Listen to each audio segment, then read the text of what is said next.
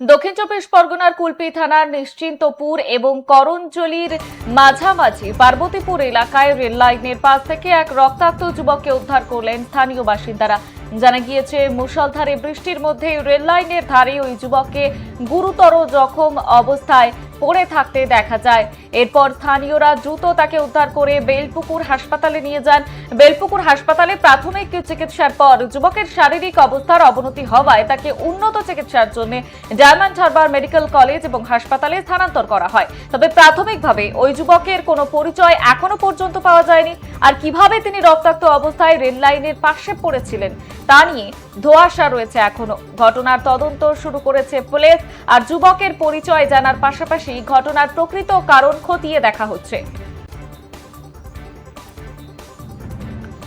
নজর রয়েছে দক্ষিণ চব্বিশ পরগনার দিকে। আপনাদের জানিয়ে রাখি, রেল লাইনের পাশে রক্তাক্ত যুবক উদ্ধার, রোগীকে আশঙ্কাজনক অবস্থায় ডায়মন্ড হারবারে স্থানান্তর।